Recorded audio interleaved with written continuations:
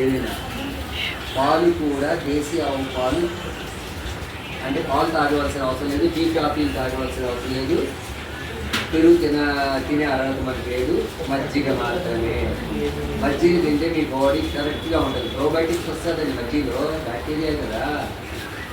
నేను ఇందాక చెప్పాను సద్దన్నం అని చెప్పాను కదా, సద్దన్నంలో గొప్పతనం ఏంటి తెలుసా? అది పెట్టుకోండి అమ్మా, అసలైంది పెట్టుకోండి. ఇప్పుడు చెప్పేది ఒక్క నిమిషం, నేను మైక్ తీస్తాను. వండిన అన్నం దేని తాగాలి. గింజ అనేది ఎప్పుడు మనం గింజి వార్చి అన్నం తినాలి. అయ్యే కదా ఎవరు వెళ్ళిపోండి. సో గింజి వార్చి అన్నం తినాలి. ఆ గింజిని ఇవాళ గింజిని రేపు తాగాలి. ఎలా తాగాలి అనేది బ్యాక్ టు రూట్స్లో చెప్పారు. సో ఏంటంటే ఇప్పుడు సపోజ్ మనకి అన్నం వల్ల ఏమవుతుంది, గట్ బ్యాక్టీరియా అంటారండి. పెద్ద ప్రేగులో గుడ్ బ్యాక్టీరియా ఉంటుంది. మనం తినే దోశలు పూరీలు వల్ల అది చచ్చిపోతుంది. చెత్త తిండ్లు వల్ల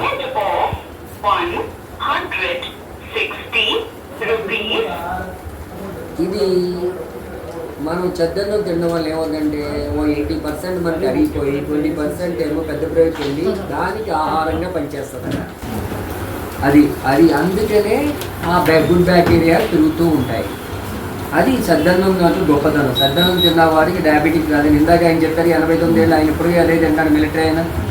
సద్దన్నం తిన్నవాళ్ళు, అదేది చెద్దన్నం కాదండి, పెద్దల మూట సద్దన్నం, పెద్దల మాట సద్దన్నం మూట అంటారు కదా, సద్ది మూట అని. అది ఎన్ని ఏంటంటే మనం అవన్నీ మర్చిపోయాం. ఫస్ట్ ఫుడ్ ఇంతైనా రాత్రి నీళ్ళలో వేసి పెట్టుకున్న ఏదైనా, లేదా పాలు వేసుకుని పెరుగు చేసి పొద్దున్న దద్దోజనమే చేసుకోండి. మన పండగ గుళ్ళల్లో పెట్టే 5 అన్నాలు చిన్నజీర స్వామి గారు అంటారు. పులిహార, దద్దోజనం, చక్ర పొంగలి, కట్టు పొంగలి, పరమాన్నం, ఇవన్నీ మనకి ఆరోగ్యం కోసం పెట్టారు గుళ్ళల్లో అని. అన్నింటిలో మంచిగా ఉంది, అతి లేకుండా. గరిబడి నరసింహారు అంటారు, షడ్రుచులు తినండి, ఆనందంగా తినండి, లిమిట్గా తినండి అంటారు. గడ్డి కాదు తినేసి 100 ఏళ్ళు బతికేద్దామా అంటారు ఆయన. రియల్లీ అది కరెక్ట్ ఆయన చెప్పింది.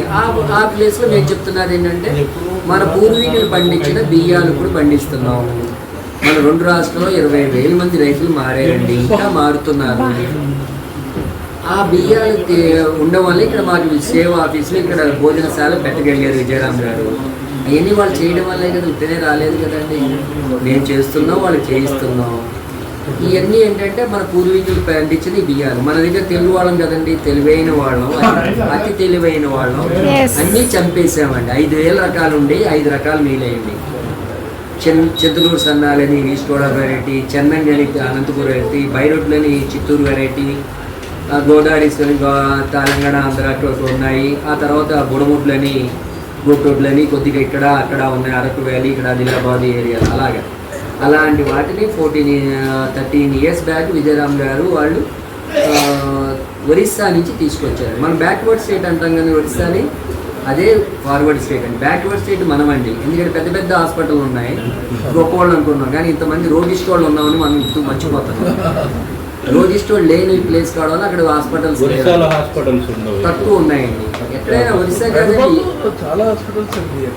సో ఈ బియ్యాలు తినాలి అని అవి తెచ్చి ఇక్కడ పండిస్తున్నామండి. చాలామంది తింటున్నారు, నెమ్మదిగా మారుతున్నారు.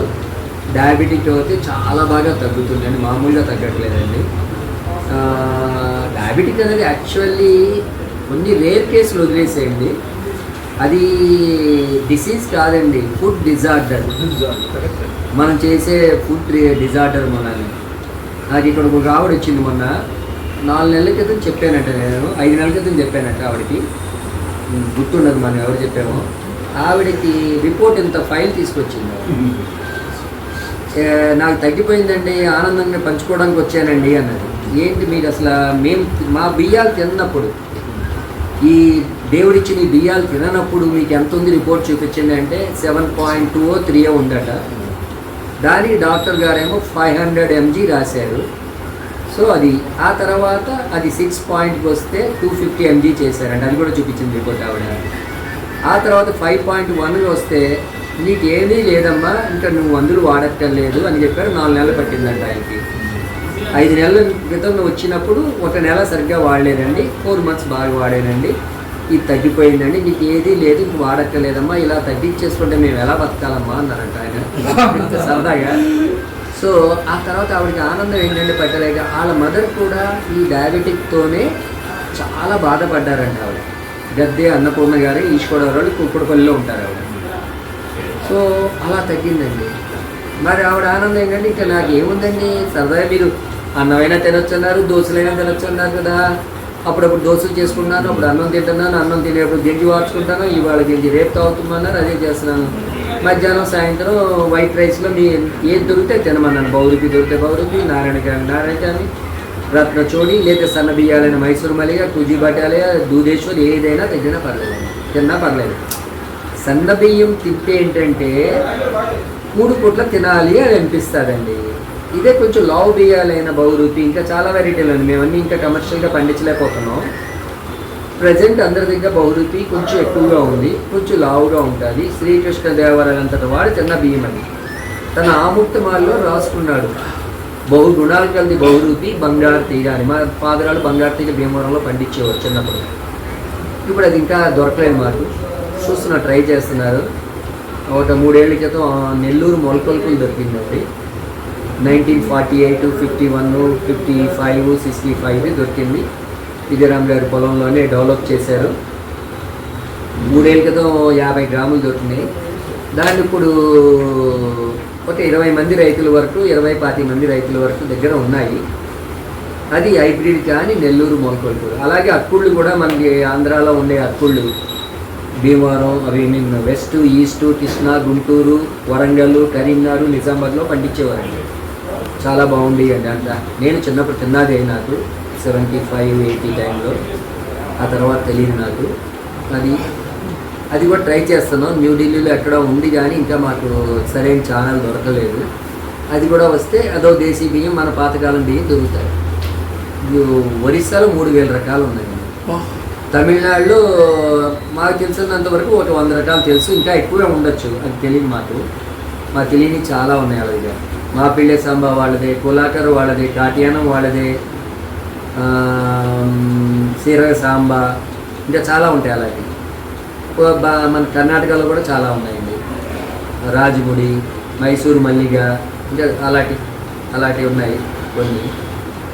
సో ఇవన్నీ ఏంటంటే ఎంఎల్ఐజ్డ్ అండి, అంటే మన గ్లూకోజ్ స్లోగా వెళ్తారండి అలాగా. ఓకే.